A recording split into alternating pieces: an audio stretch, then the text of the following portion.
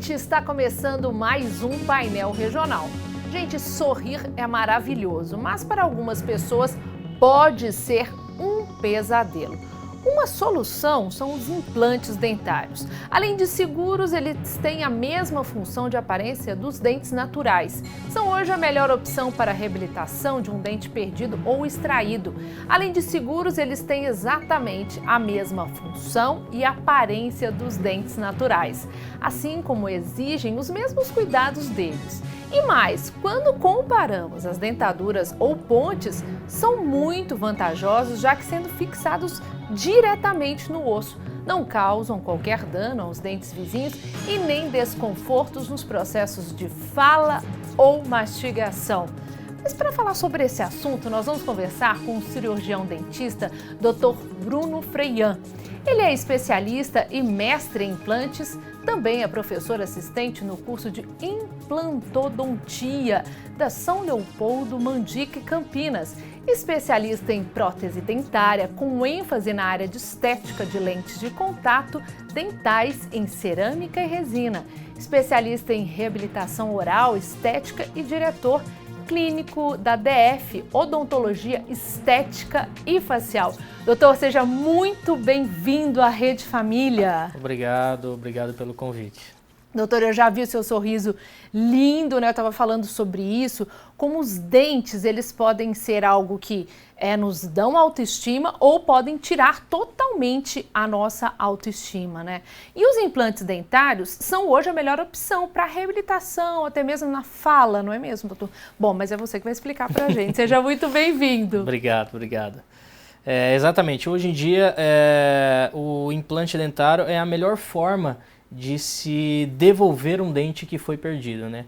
Nós temos hoje em dia algumas alternativas para devolver os dentes que foram perdidos, como você disse, próteses removíveis, próteses apoiadas sobre implantes, aquelas próteses de grampo que tem metal, mas o implante sai na frente com a melhor forma de reabilitação que hoje a gente consegue devolver para os pacientes. E olha, é impressionante como é possível, né, por meio do implante, a pessoa conseguir voltar a ter autoestima, né? Porque imagina perder um dente que seja ali na frente, né? Na hora que você vai sorrir sem dente é dificílimo, né? E antigamente utilizava muito ali a dentadura, o que é complicado também, né? Exatamente. Hoje em dia nós recebemos centenas de pacientes no consultório com uma queixa estética gigante em relação à ausência dentária. Como você disse, quando envolve os dentes da frente, então, normalmente os pacientes riem com a mão no rosto, Sim. Têm uma certa vergonha, um certo receio de falar em público, de sair para comer, ir num restaurante, enfim. É uma casuística altíssima no consultório que a gente tem trabalhado todos os dias para reverter. E quanto tempo um implante dura normalmente? Em média, a gente não consegue calcular em si o tempo que um implante vai durar, porque ele depende de muitos fatores. Um deles é o próprio estilo de vida do paciente. Então, como ele cuida, a higienização, os cuidados que ele tem em relação à alimentação, se esse paciente possui alguma parafunção, se tem bruxismo, que é uma causa muito comum hoje, se come alimentos muitos duros ou não, enfim. A gente não consegue quantificar quanto tempo um implante dura, mas desde que bem executado pelo cirurgião e bem cuidado pelo dentista, pode durar por muitos anos aí. Até a vida inteira, de 20 a 30 anos. Sim.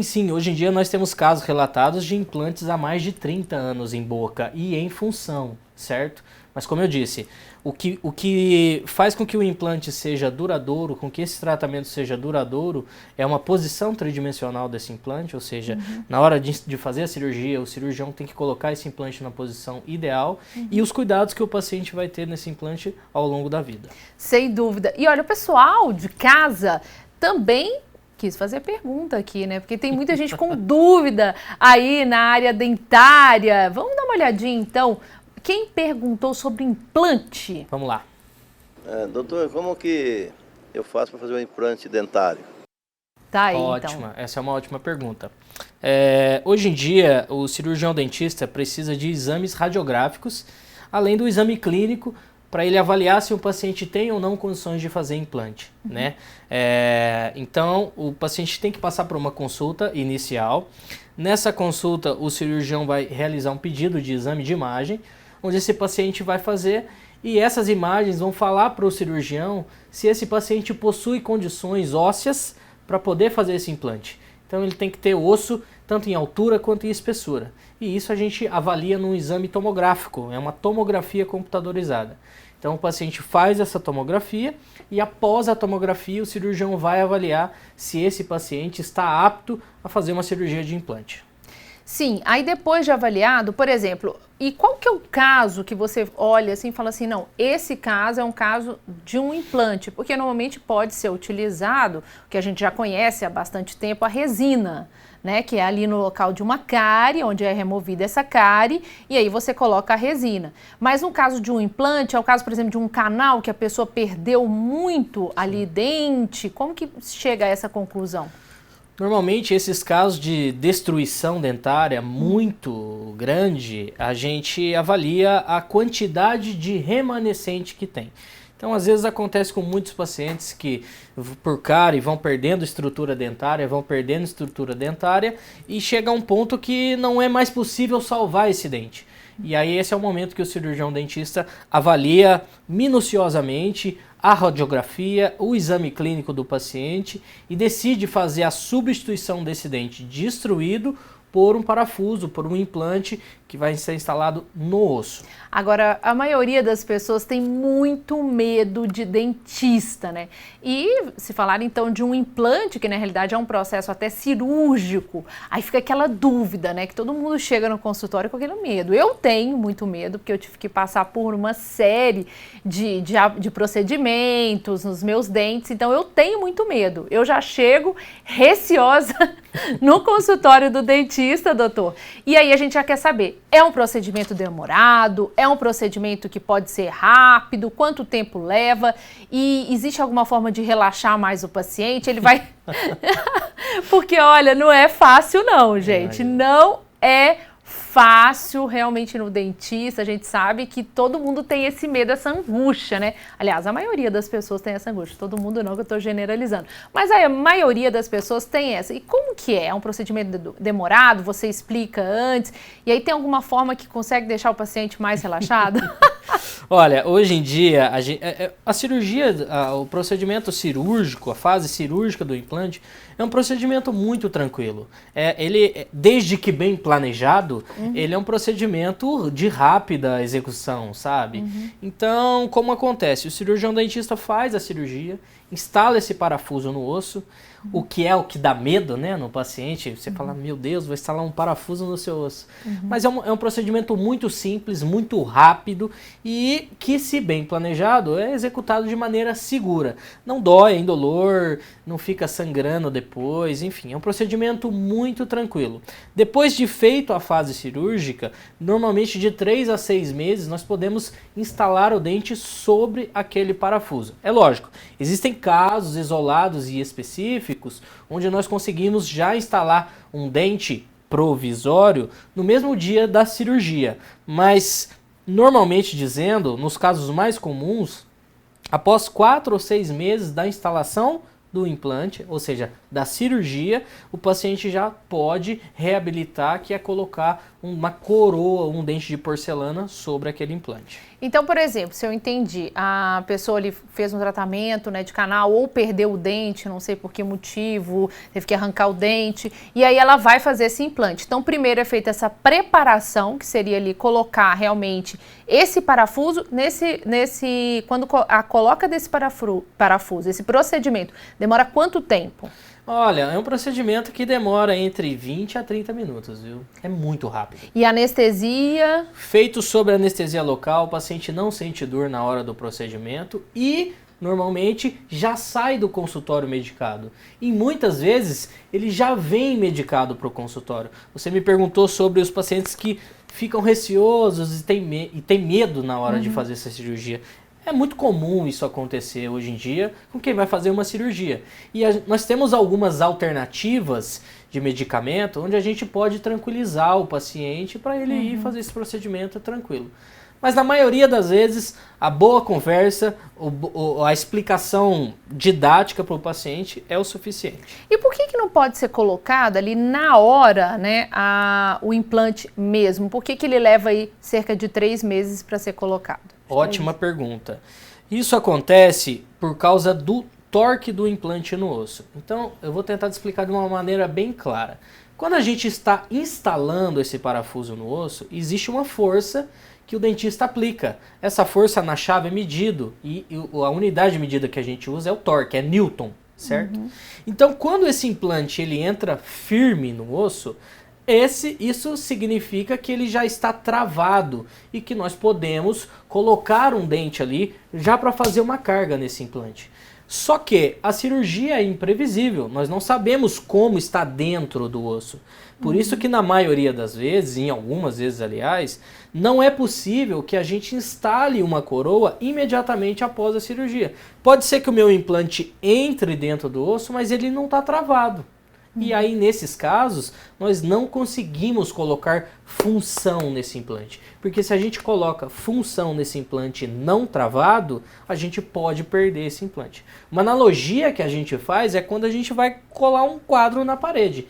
Se a gente tem lá um quadro super bonito, caríssimo, e eu prego lá o meu prego na minha parede, vou instalar esse quadro e o meu prego está bambo, eu não tenho coragem de instalar o meu quadro lá. Então, nesse caso, no caso do implante, nós esperamos o osso abraçar completamente esse implante, e esse é o processo que demora de 3 a 6 meses, e após esse prazo, o osso abraçado, o parafuso, aí a gente pode colocar o dente de porcelana. Aí a pergunta que fica é, se a pessoa está ali com uma questão estética mesmo, ela pode colocar essa resina temporária para depois colocar esse dente fixo do implante? Com certeza, sempre fazemos isso. Na maioria dos casos, o paciente que não tem o implante travado na hora da cirurgia não está fadado a ficar sem dente. Existem outros métodos de colocar uma prótese provisória para ele sair sem buraco, enfim, sem espaço. Ele vai sair do consultório já com o dente instalado. E quais as chances de ter uma rejeição com o implante, por exemplo? Olha, estatisticamente falando, é uma chance bem baixa de um paciente ser alérgico ao titânio, né? O titânio é o material do qual os implantes são fabricados, a maioria dos implantes. Então, estatisticamente falando, é muito difícil os pacientes serem alérgicos a titânio. Mas durante o procedimento cirúrgico, muitas coisas podem acontecer, né? Então, existe a experiência do cirurgião dentista, o bom planejamento antes da cirurgia, a qualidade e quantidade óssea do paciente, as características dos produtos que serão utilizados, se o ambiente está estéril, se o paciente cuidou depois. Ou seja, uma série de fatores está envolvido no sucesso do implante. A gente não consegue colocar um único fator específico do qual esse implante possa ter falhado ou não. E tem que tomar algum remédio antes, um anti-inflamatório ou antibiótico, antes do procedimento ou depois do procedimento? Depende do quão invasivo o cirurgião vai ser, né? Se a gente for imaginar uma cirurgia grande, que tem que abrir muito retalho, mais de um implante, né? Vários implantes em uma única sessão, obviamente a gente entra com uma medicação antibiótica, anti-inflamatória antes, para que o paciente não tenha dor nem incômodo no pós-operatório. O que eu gostaria de saber, a harmonização facial é para todo mundo, doutor? Depende. A maioria das minhas respostas será sempre depende. Por que depende? Porque uma avaliação minuciosa tem que ser feita, né? Hoje em dia, os procedimentos para harmonização facial são corretivos, né? Na maioria das vezes, as mulheres principalmente querem corrigir, às vezes alguma ruga que aparece, às vezes algum traço que está mais em evidência, mas também a harmonização facial trata-se de uma questão mais preventiva, né? Então, se a gente for imaginar uma pessoa mais velha, por exemplo, ela provavelmente vai fazer um tratamento que seja corretivo, né? Vai tirar as rugas, vai hidratar melhor a pele, cuidar melhor, né, do rosto. Mas se a gente for pensar em pessoas mais novas, a harmonização facial pode ser trabalhada de uma maneira preventiva, para prevenir rugas, para prevenir marcas de expressões, né? Dependendo de como a pessoa for. muito expressiva, fala gesticulando muito, esse é o tipo de pessoa que normalmente terão mais linhas de expressões no futuro. E a harmonização facial pode entrar nesses casos também. Ou seja, tanto pessoas mais novas quanto pessoas mais velhas estão aptas a fazer esses procedimentos, desde que sejam indicados de maneira correta. Olha, e nas ruas de Campinas, todo mundo ficou com dúvida ali sobre a harmonização facial. Vamos ver uma pergunta? Vamos lá. Viu, doutor? Qualquer pessoa pode fazer a harmonização facial? Tá aí. Tá aí, é a pergunta que a gente acabou de responder. Que eu te perguntei. Né? Mas aí, falando mais profundamente sobre a harmonização facial, a gente vê que tem atrizes que vão lá, mudam o nariz, né? Ou até mesmo mudam aquele semblante do rosto. Eu, por exemplo, quis fazer um teste para ver como que o meu nariz iria ficar, porque eu tenho esse ossinho aqui, é uma característica aí que eu tenho desde muito tempo, e aí eu fiz o teste, porque na verdade um dermatologista falou para mim, você quer fazer o teste? Eu coloco um pouquinho de soro, só para você ver como que fica. Sim. E aí ficou aquele nariz aqui retinho, assim, até com a pontinha um pouco mais alta, mas eu fiquei um pouco receosa de fazer o procedimento e mudar a minha característica ali do meu rosto, que eu já estava acostumada. Claro que talvez no futuro eu possa até decidir fazer, né? Não tem, sim, porque com o envelhecimento, o nariz vai ficando, a gente tende a ponta a cair, e aí com os anos que vão se passando, não tem, sim, jeito, vem para todo mundo a velhice, e aí pode ser que eu queira fazer. Mas até que ponto, né, a gente vai se reconhecer no espelho, ou até que ponto você deve pensar assim, não, isso aí já é um exagero. Você chegou a negar, ou algum dentista, né, no caso da sua clínica, né, porque eu acho que são outros dentistas, sim. Já chegaram lá a negar, não, você não deve passar por esse procedimento de harmonização facial. Com certeza a gente já recebeu paciente lá que queria fazer um procedimento que nós julgamos exacerbado, né? O paciente não tinha indicação para aquilo, e aí nesse caso a gente não faz o tratamento, né? Uhum. Porque a nossa ética está acima de tudo, né? Sem dúvida. E além disso, às vezes os pacientes trazem um receio ou um trauma que possuem e querem resolver isso no consultório, e às vezes não é possível. Às vezes a harmonização facial não consegue resolver esse problema. Uhum. Então, o que a gente faz nessas situações? Esse tipo de teste que você fez, por exemplo, é uma das alternativas. Porque quando a gente mexe no rosto, quando nós mexemos na face, isso pode gerar uma crise de identidade nos pacientes. Então, às vezes, quando eles se olham no espelho e falam assim, essa não sou eu. Meu Deus, essa não sou eu. E agora? Como reverter isso? Uhum. Nos casos, nos procedimentos de harmonização, até é possível a gente reverter nos casos dos preenchimentos e tudo mais.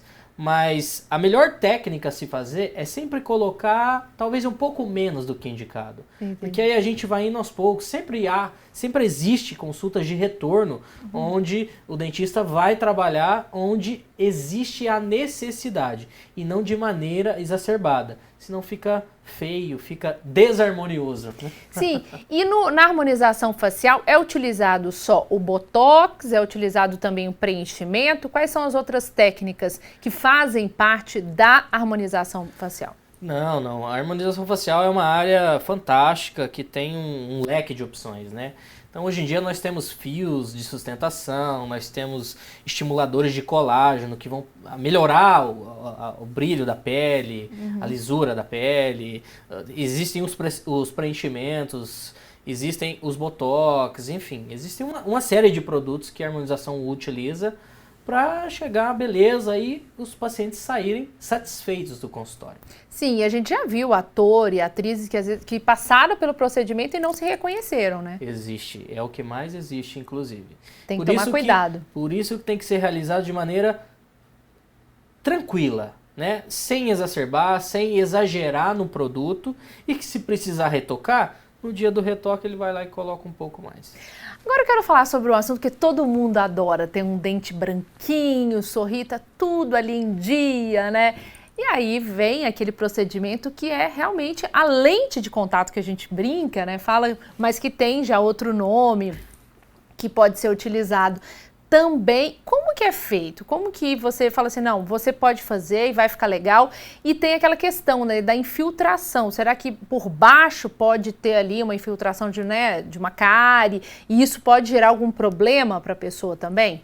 Pode. As lentes também devem ser feitas de maneira muito detalhada, né? Hoje em dia, lentes ou facetas é comercialmente conhecido por muitos profissionais, né? Uns chamam de lentes, outros de faceta, mas o nome comercial é faceta, né? É o nome exato. Então, antigamente os profissionais utilizavam da espessura, né? Então, se essa faceta tivesse uma espessura X, era chamado de faceta, e se fosse mais fina, chamava de lente. Mas hoje em dia é popularmente conhecido como faceta. E o receio é exatamente esse, que quanto tempo dura, se vai infiltrar ou não e tudo mais. E a resposta tem que ser feito de maneira detalhada, e tem que ser feito de maneira cuidadosa, né? Existe uma cola entre a peça que vem do laboratório e o dente do paciente. Essa cola, essa união lente e dente tem que estar bem vedada. Se bem vedada, as chances de infiltração são mínimas. E, claro, não é uma vez que o paciente fez isso, ele sempre deve continuar visitando periodicamente o dentista para avaliar se essas peças estão bem adaptadas e se não podem gerar nenhum tipo de problema. E tem pergunta nas ruas também sobre esse assunto. Vamos dar uma olhadinha? Lentes de contato nos dentes são seguras? Tá Sim, aí, então. sim. É um tratamento super seguro mesmo, né? Mas ele tem que ser muito bem planejado. Não são todos os pacientes que estão aptos a fazer. No consultório, por exemplo, nós já recebemos vários pacientes que não tiveram a indicação para fazer tanto de resina quanto de porcelana. Normalmente os pacientes que possuem dentes desalinhados, que possuem a mordida, né, a oclusão fora de posição, não são pacientes que estão aptos a fazer os tratamentos com as lentes ou as facetas. Nesse caso, eles devem passar pelo tratamento ortodôntico, né, o aparelho, antes e depois disso fazer o tratamento estético com as lentes. Existe manutenção para as facetas? No caso das facetas de porcelana, não existe uma manutenção, mas o paciente ele deve sempre continuar fazendo visitas periódicas ao dentista. Mas em relação à porcelana em si, não tem nenhuma precaução que o paciente tem que tomar. É vida que segue. Colocou as porcelanas bem colocadas, né? Instalou as porcelanas e vida que segue. Ele pode comer maçã, que é o receio de muita gente, pode comer torresmo, é vida que segue, né? Mas desde que bem planejado e bem executado pelo profissional, esse paciente não vai ter problema nenhum com isso. E qual que é a diferença dos materiais? É utilizado também resina e porcelana? Exatamente. Hoje em dia no consultório nós temos as duas variáveis, né? As duas opções.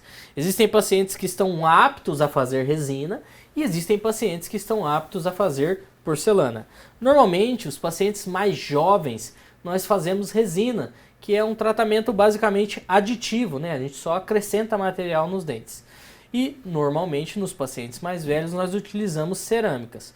Mas esse é um ponto a ser avaliado. Existem vários outros. Por exemplo, o estilo de vida do paciente, a alimentação, se ele toma muito café, se ele não toma, se ele come muita coisa dura, se não, como é a rotina de vida, como é a higiene desse paciente, como é a ingestão de alimentos ácidos desse paciente. Então, são muitos fatores que tem que estar avaliado.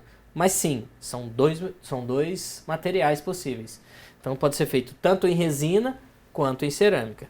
Quando este é realizado em resina, o paciente passa um dia todo no consultório e sai de lá com os dentes perfeitos, né? 15 dias depois, mais ou menos. Um dia todo, quantas horas? Um dia todo, um procedimento dura em média 6, 7, às vezes até 8 horas. E tem que ser feito no mesmo dia? Tem que ser feito no mesmo dia. Mas ele é realizado com pausas, a gente descansa, para, o paciente descansa, come alguma coisa, né? Não dá para ficar 8 horas sem comer nada. Mas ele é realizado com pausas e tudo mais. Mas em um único dia, o tratamento de resina está finalizado.